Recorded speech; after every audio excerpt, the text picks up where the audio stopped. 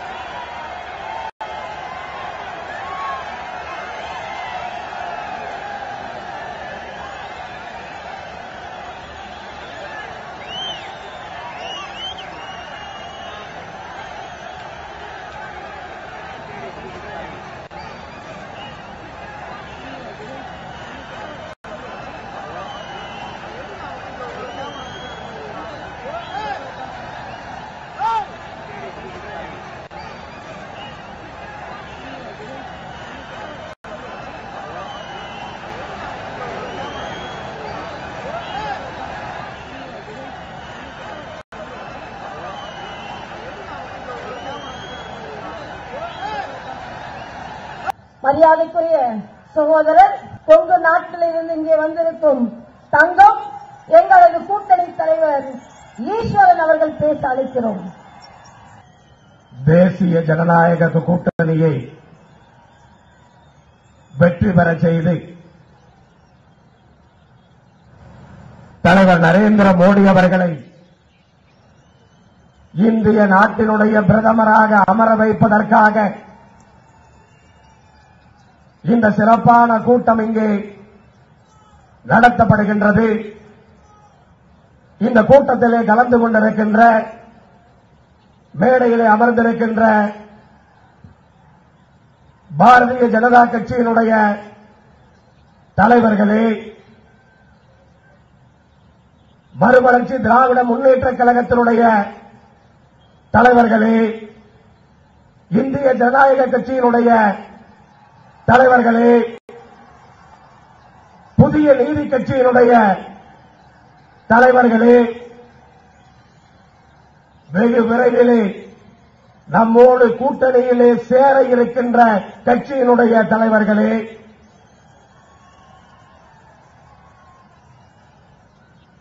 மேலும் இந்த கூட்டத்திலே தொண்டர்களோடு தொண்டர்களாக அமர்ந்திருக்கின்ற அருமை துறவி ஐயா ராமகோபாலன் அவர்களே,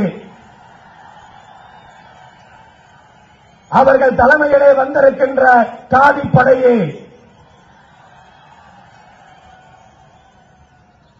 பாரதிய ஜனதா கட்சியினுடைய அனைத்து மட்டத்தில் இருக்கிற பொறுப்பாளர்களே, உறுப்பினர்களே, இந்திய ஜனநாயக கட்சியினுடைய அனைத்து உறுப்பினர்களே, மறுமலர்ச்சி திராவிட முன்னேற்றக் கழகத்தினுடைய உறுப்பினர்களே, புதிய நீதி கட்சியினுடைய உறுப்பினர்களே, இந்த தேர்தலிலே கொங்கு மண்டலத்தினுடைய தேர்தல் முடிவுகளை புரட்டி போட்டு தலைவர் நரேந்திர மோடி அவர்களை இந்த நாட்டினுடைய பிரதமராக அமர வைத்து கொங்கு நாட்டினுடைய தொழில்களை, கொங்கு நாட்டினுடைய விவசாயத்தை பாதுகாக்க உறுதிமொழி எடுத்துக் கொண்டு இந்த கூட்டத்திலே கலந்து கொண்டிருக்கின்ற கொங்கு நாடு மக்கள் தேசிய கட்சியினுடைய அனைத்து பொறுப்பாளர்களே, உறவுகளே, விவேகானந்தர் சொன்னார், 100 இளைஞர்களை கொடுங்கள் என்று. நாங்கள் தேசிய ஜனநாயக கூட்டணிக்கு சொல்லுகின்றோம், தலைவர் நரேந்திர மோடிக்கு சொல்லுகின்றோம், 1 கோடி இளைஞர்களை தமிழகத்திலிருந்து தருகிறோம். இந்த நாட்டினுடைய தலைவிதியை மாற்றுங்கள். அந்த சத்தியத்தை செய்வதற்காக, இந்த நாட்டினுடைய தலைவிதியை மாற்றுவதற்காக இந்த கூட்டத்திலே கூடியிருக்கின்ற இளைஞரணி இளைஞர் படையே நரேந்திர மோடி அவர்களை பிரதமராக்க கூடியிருக்கின்ற இளைஞர் படையே எல்லோருக்கும் என்னுடைய மாலை வணக்கத்தை இந்த நேரத்திலே தெரிவித்துக் கொள்கிறேன். நாமெல்லாம் இந்த நாட்டை காப்பாற்றுவதற்காக திரு நரேந்திர மோடி அவர்களை உசுப்பேத்தி அவரை இன்றைக்கு எப்படியாவது எங்களை காக்க வேண்டும் என்று கேட்டு இன்றைக்கு போராடிக் கொண்டிருக்கிறோம். இன்றைக்கு அவர் நடத்திக் கொண்டிருப்பது தேர்தல் பிரச்சாரம் அல்ல, ஓட்டு வேட்டை அல்ல. இந்த இந்திய நாட்டை மீட்பதற்காக அவர் தொடுத்திருக்கின்ற போர். அந்த போரினுடைய சிப்பாய்களாக இன்றைக்கு நாம் அத்தனை பேரும் இங்கே ஒன்று சேர்ந்து போராடிக் கொண்டிருக்கின்றோம். தலைவர் மோடி அவர்களை பாருங்கள். இன்றைக்கு காலையிலே அங்கே இந்தியாவினுடைய வடகிழக்கு பகுதியிலே மணிப்பூரிலே கூட்டம், அசாமிலே கூட்டம், அதை முடித்துக் கொண்டு அவர் சென்னை கூட்டத்திற்கு வந்து கொண்டிருக்கிறார். நினைத்து பாருங்கள். இப்படி இந்தியா பூராவும் சுத்தி என்றைக்கு பிரதம வேட்பாளராக அறிவிக்கப்பட்டாரோ அன்றைய தினத்திலிருந்து சுற்றி இன்றைக்கு எப்படியாவது இந்த நாட்டை காப்பாற்றியாக வேண்டும் என்று போராடிக் கொண்டிருக்கின்றார். நாம் இன்றைக்கு தலைவர் மோடி அவர்களுடைய தலைமையிலே இந்த நாட்டை கொடுக்கிறோம் என்று சொன்னால் பாதுகாப்பான கைகளிலே கொடுக்க இருக்கின்றோம். அப்படி பிரதமர் வேட்பாளராக தேர்ந்தெடுக்கப்பட்டிருக்கின்ற மோடி அவர்கள் பரம்பரை பணக்காரர் அல்ல, ராஜவம்சத்தை சார்ந்தவர் அல்ல, ஆண்ட பரம்பரையும் அல்ல. அவர் தீவிக்கின்ற தொழிலை தொடங்கி இன்றைக்கு நாட்டினுடைய பிரதமராக ஆகப் போகின்றார். இதைவிட ஒரு கூட்டணியிலே ஜனநாயகத்தை பற்றி யாராவது பேச முடியுமா? அது பெருமை. அப்படிப்பட்ட ஒருவர் இந்த நாட்டினுடைய பிரதமராக வருகிறார் என்று சொன்னால் அது பெருமை. ஆனால் யாரோ ஒருவர் அவர் தீர்க்கின்ற தொழிலே ஆரம்பித்தார் என்று பேசியதாக செய்திகளிலே பார்த்தோம். அது உங்களுக்கு வேண்டுமானால் கேவலமாக இருக்கலாம். ஆனால் எங்களை போன்ற இளைஞர்களுக்கு அது பெருமை. அதுதான் சமூக நீதி. ஆனால் இதில் வருத்தம் என்னவென்று சொன்னால் அப்படி சொன்னவர் ஒரு தமிழர் என்ற கேவலம், ஒரு தமிழர் என்ற கேவலம். அந்த அநாகரிகத்தை அங்கே நிறைவேற்றியவர் ஒரு தமிழர் என்ற அந்த வேதனை அத்தனை தமிழர்களுக்கும். அப்படி இன்றைக்கு இந்த நாட்டை காப்பாற்றுவதற்காக வருகின்ற தேர்தல் மதத்தை அடிப்படையாக கொண்டு சந்திக்கின்ற தேர்தல் அல்ல, வளர்ச்சியை அடிப்படையாக கொண்டு சந்திக்கப் போகின்ற தேர்தல். யார் எதை சொன்னாலும் தவறாக புரிந்து கொள்ளுகின்ற எதிர்க்கட்சிகள் இன்றைக்கு மோடி அவர்களுடைய அலை இந்தியா பூராவும் வீசுகிறது என்று சொன்னால் எதிர்க்கட்சிகள் அத்தனையும் மோடி என்ற தனி மனிதனை குறிவைத்து இன்றைக்கு தாக்க ஆரம்பித்திருக்கிறார்கள். அவரை தனி மனிதராக அவர்கள் பார்க்கின்றார்கள். ஆனால் இந்த நாட்டிலே வீசுகின்ற அலை குஜராத் மாநிலத்திலே அவர் திறமையாக நிர்வகிக்கிறாரே அந்த அலை, இந்தியாவிலே குஜராத்தை முன்னேற்றி இருக்கிறாரே அந்த அலை, குஜராத்தில் இருக்கிற விவசாயத்தை முன்னேற்றி இருக்கிறாரே அந்த அலை, அப்படிப்பட்ட அலை இன்றைக்கு இந்தியா பூராவும் இன்றைக்கு வீசிக் கொண்டிருக்கிறது. அப்படிப்பட்ட அந்த அலையில்தான் நம்முடைய போராட்டத்தை இன்றைக்கு நாம் ஆரம்பித்திருக்கிறோம். மோடி அவர்களுடைய குறிக்கோள் என்ன?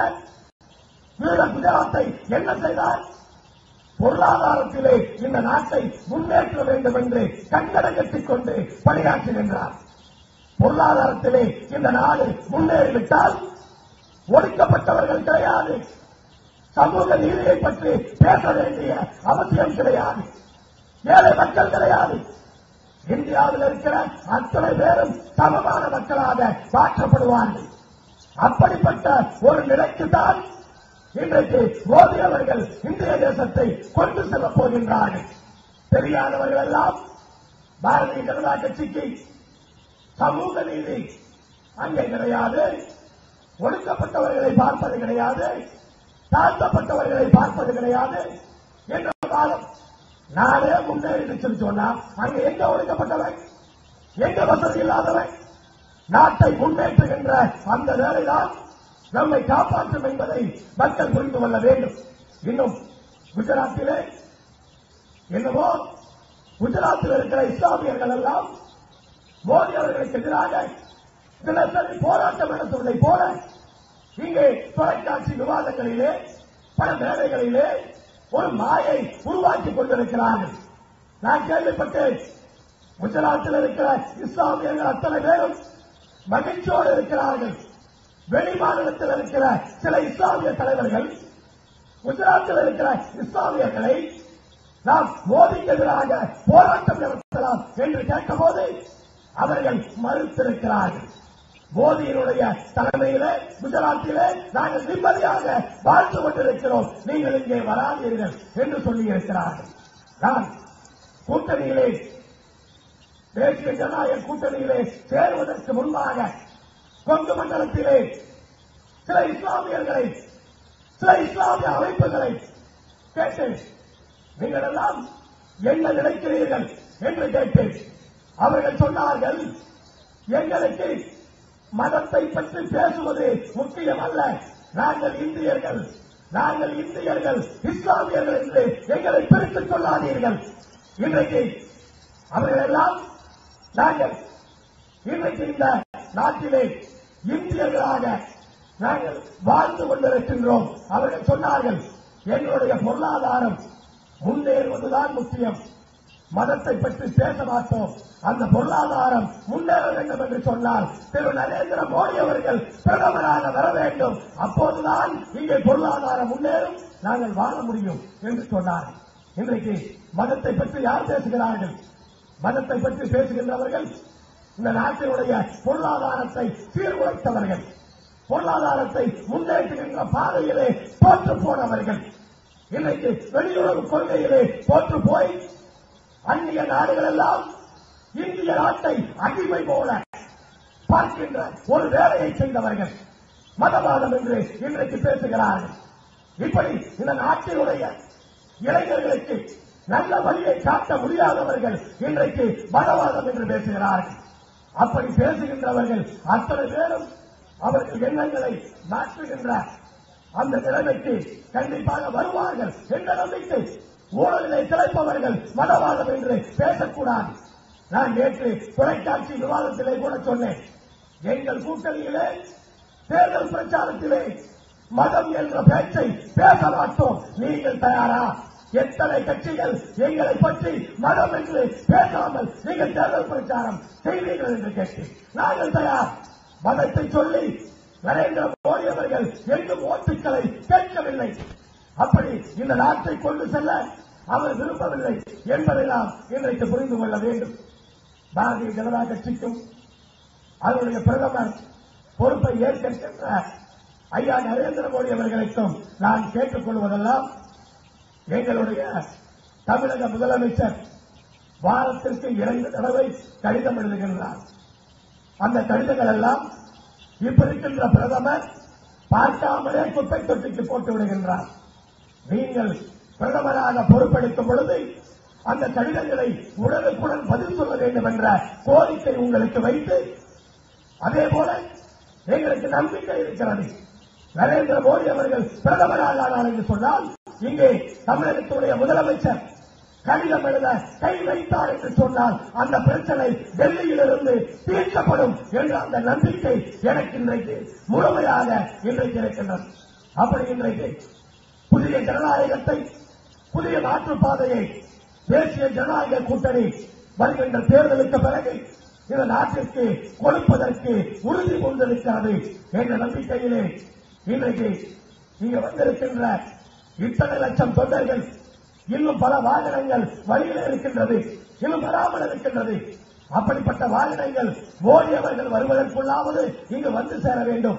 நீங்கள் எல்லாம் திரும்பி செல்லும் போது பத்திரமாக செல்ல வேண்டும் என்ற கோரிக்கையை உங்களுக்கு வைத்து இந்த கூட்டத்திற்கு பிறகு நரேந்திர மோடியை பார்த்த பிறகு எந்த அசம்பாவிதமும் நடக்கவில்லை என்ற செய்தி நாளை செய்தித்தாள்களிலே வர வேண்டும்.